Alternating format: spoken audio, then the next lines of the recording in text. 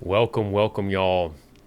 Have you ever got yourself in a situation where you had someone kind of in front of you and you could totally destroy this person? You could either destroy them with your intellect, your experience, your physicality, your martial arts, and you had a choice. You could either blast through them and humiliate them, or you could just kind of let it go. Well, this is important when it comes to spiritual advancement. And this is what I've realized. This is some things that I've had to learn kind of the hard way. I have a spirit that's my spirit, not any external spirit, where the Lord has blessed me with the fighting spirit. Okay, I like to get in there and go to work on some people sometimes, right? And especially if they deserve it. But in the past, I've made mistakes where I had certain people in my sights and I just let them have it. Well, one of the things that I've realized and I've learned through God's wisdom, through reading the Word, through experiencing this in real life, is that the number one requirement, and if it's not number one, it's somewhere high up there, a very important requirement for advancement in spirituality is the quality of humility. The quality of humility. This will take a person far. I was reading a success book. This was several months ago. And it said, have you ever noticed that the higher you get up in society, when you start running into people of power, for the most part, not always, but for the most part, people just tend to get nicer and nicer and sometimes even more humble? Well, there's something to this. The Lord is looking for that humility to advance a person. And I'll give you an example in martial arts. A person who's a know-it-all, maybe they have a lot of talent, and so they develop this ego about them.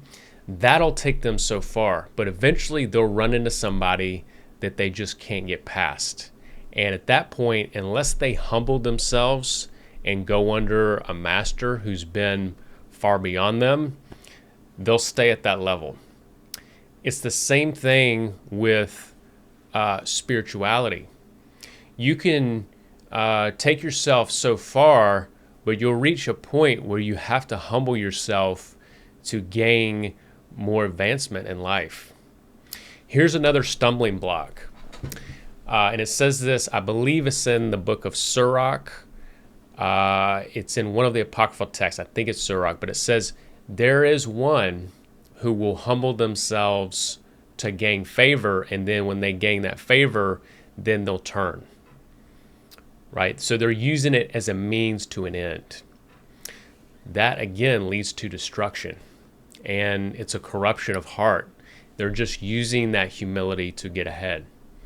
So true humility is really gaining favor with the Lord, and it's releasing resistances to His light and wisdom. I know in my life, sometimes I'll advance myself, and then the Lord will put somebody in front of me, and I could just completely obliterate this person. And in the past, maybe I have, right? And I thought this was my righteous duty to do that. And I did, but what happened is I got halted in my progress because it was kind of like a test where I could have admonished them the proper way, which it says in the New Testament, to gently admonish your brother or sister. And then if they still don't do it, then you turn away from them, right? But in this case, I just let them have it. And this was my spirit. This is my fighting spirit. I like to do that, put people in their place, right? That was the old me. But what I realized is that the Lord will put these tests in your path. And what happens is you may even be tempted by the devil to go into a vain state a self-righteous state, because the Lord typically doesn't admonish people like that. And if they are corrected that way, it's usually by an evil person that comes in through the Lord's allowing and does it for you. So you don't have to be that person that really lets them have it. So this I can't tell you. This is going to be a short video because it's such a powerful lesson that if you get just what I've said already, I mean, that can save you years of trouble. I, by the way, am always trying to learn stuff like I'm saying this through other people. I'm always reading books. I'm always trying to learn from the masters because I realize I don't have all the answers. The Lord has the answers, but sometimes the Lord works through people who have devoted their entire lives to that subject, and they can explain that much more thorough than maybe the Lord you're able to receive from the Lord at that particular time. Going under and learning from those who have been there before can save you years of struggle. And it can help you to advance yourself even in a spiritual manner, because the Lord, as it also says in Scripture, has placed people in authority. He's the one that does this. Now, granted, some of these people get in authority. Maybe they've humbled themselves and then they get in authority, like it says in this text I'm referencing, and then they turn. So that can be the case too. What I've realized as a martial artist is that you need to continually be humble. Always try to learn. Always try to open yourself up to new information, new wisdom. Always try to monitor yourself in a way that you're learning something you could do better. Like, for instance, I was reflecting on one of my sparrings earlier this past week, and I was thinking, I should have probably gone lighter on that particular person that particular time, because I could tell that maybe they weren't on their game that particular day, right? And it wasn't that I did horrible. I mean, it was okay. But these little things like that, where we're trying to not so much correct others, but work on ourselves, that helps us in the long run advance ourselves. And it's much more fruitful to have that mindset versus look what that person's doing, they should be doing this, because ultimately that can create kind of this mindset of fault finding, which if we start doing that, we start judging our brother or sister, that will come back around on us, as it says in Scripture, that thou who judges will be judged. And so being in a continual humble state can be very beneficial for advancement in many areas, not just spirituality, but many areas.